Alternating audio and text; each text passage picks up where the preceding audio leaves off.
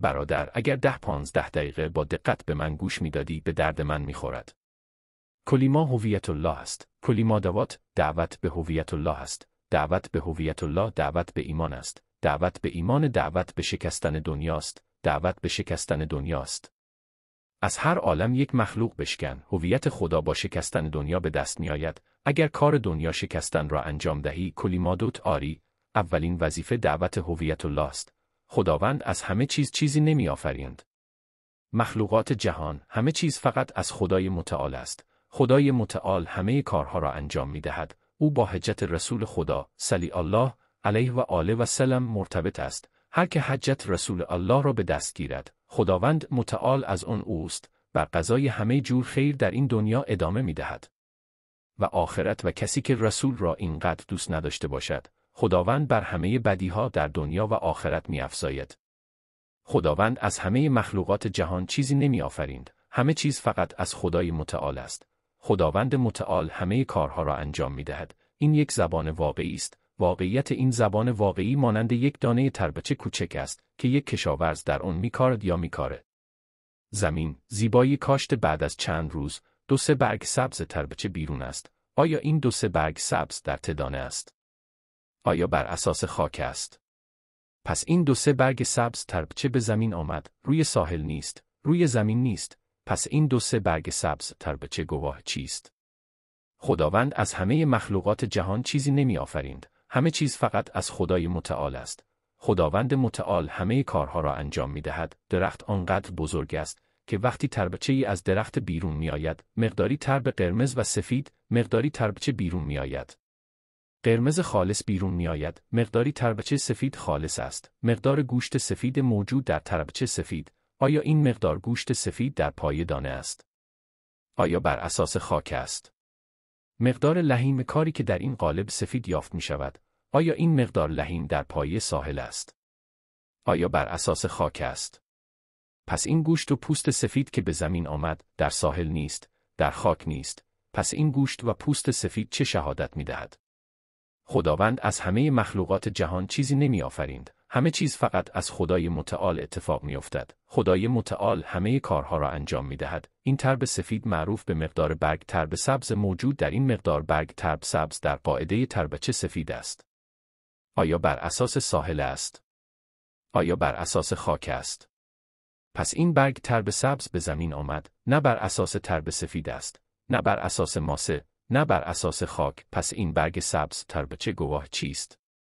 خداوند از همه مخلوقات جهان چیزی نمی آفریند. همه چیز فقط از خدای متعال اتفاق می افتد. خداوند متعال همه کارها را انجام می دهد. کشاورز روی دانه تربچه و روی خاک کار می کند. کشاورز که روی هر دو کار می کند، نشانه ای از آن دارد. تربچه بر اساس این دو. پس مولادا به دنیا آمد انگار کشاورز است. احساس ساحلی بودن. خاک را احساس می کنید. پس مولادا شاهد چه چیزی است؟ خدا از همه مخلوقات دنیا چیزی نمی آفریند. همه چیز فقط از خدای بزرگ است. خدای بزرگ همه چیز را می سازد. یک تخم مرغ، زرد زرد و آب سفید داخل تخم مرغ. این یک تخم مرغ کثیف است و در تخم مرغ بچه نیست. هیچ بچه‌ای سیاه نیست. بچه‌ای که با رنگ می آید این رنگ در پایه تخم مرغ است. پس این رنگ چه چیزی را شاهد است؟ هیچ اتفاقی از تمام عوالم آفرید خدا نمی افتد. همه چیز فقط از یک خدای متعال است. خداوند متعال همه چیز را انجام می دهد. یک ماهی پنبه بزرگ، ماهی می تواند تخم بگذارد. همه تخم ها یک رنگ، یک اندازه هستند و ماهی 2 چشم در یک تخم دارد. آیا راهرو ماهی وجود دارد؟ آیا ماهی ها چنگال دارند؟ چه نشانه هایی از ماهی در تخم ها وجود دارد؟ باز هم وقتی بچه از تخم بیرون می آید، بچه به شکل ماهی بزرگ در می آید. پس این شکل شاهد چه چیزی است؟ هیچ چیز از تمام عوالم مخلوق خداوند اتفاق نمی افتد. همه چیز فقط از یک خدای متعال است. خداوند متعال همه چیز را انجام می دهد. رنگ پرنده ایشتی کتوم چقدر زیباست. آیا بر اساس مدفوع پرندگان است؟ و هنگامی که پرنده تخم می گذارد، چنین رنگ زیبایی در پایه تخم وجود دارد. باز هم وقتی بچه از تخم می آید، بچه با رنگ پرنده می آید. آیا این رنگ به رنگ بچه است؟ بچه‌ای که فرم گرفته این فرم بر اساس تخم است. پس این رنگ چه چیزی را شاهد است؟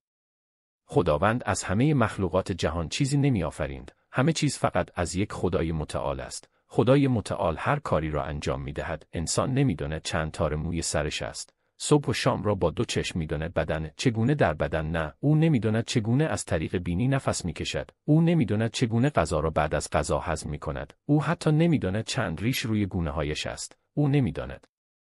حتی نمیداند در تمام بدنش چند عصاره وجود دارد، چقدر خون در بدنش لازم است، چقدر خون در جریان است. حتی نمیداند ناخن‌ها چقدر بزرگ هستند. حتی نمیداند پس چه شهادتی میدهد. درباره خدا از همه مخلوقات دنیا چیزی نمیآفریند. همه چیز فقط از یک خدای متعال میآید. خدای متعال همه چیز را از آدم علیه السلام میکند تا الان. همه مردمی که به دنیا آمدند، همه مردم به آن رسیدند. دنیا فقط با اشک، فقط اشک. بعد از اینکه لیا به زمین آمد، این شخص در حال پرواز با هواپیمای چند تنی در آسمان است. یک مرد مقداری مو روی سرش دارد. مردم این دانش را ندارند. بنابراین مردم دانش پرواز یک هواپیمای با وزن چندین تن در آسمان را دارند. پس این حکمت چه چیزی را شاهد است؟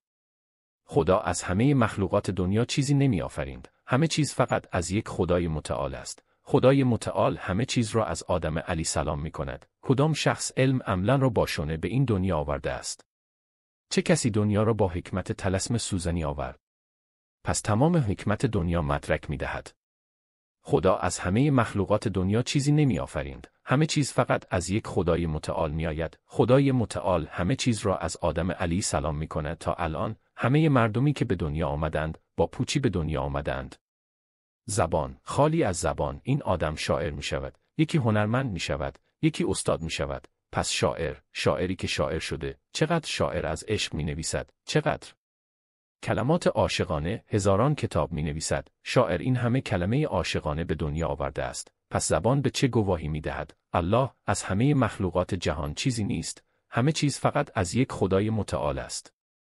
خدا همه کارها را انجام می دهد. گوشت سفید یک تربچه، برگهای سبز که بیرون هستند و در ته ساحل چیست؟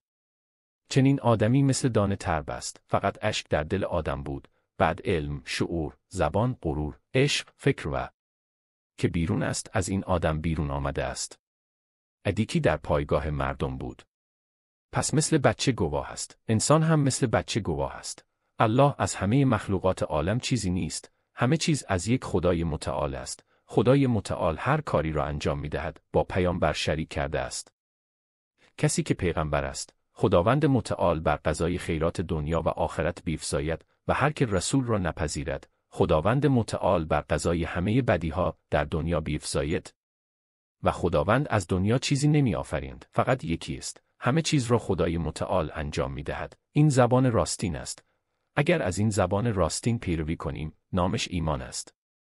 ایمان زیاد می شود. این همون عتبه رسول است. متصل به عتبه رسول، شخصی که از رسول اقتدا می کند تا اون زمان، خداوند متعال قضاوت انواع خیرات دنیا و آخرت را افزایش دهد. در این بحث 10-15 دقیقه هویت الله پیدا شده است. اگر انسان دعوت به هویت الله را با توجه بیاموزد، دلش روشن می شود و اگر از همه طبقات دعوت کند، اگر دعوت به هویت باشد، خداوند به مدت طولانی داده می شود، دلها پاک می شود، دلها پر نور می شود و ایمان ماندگار می شود.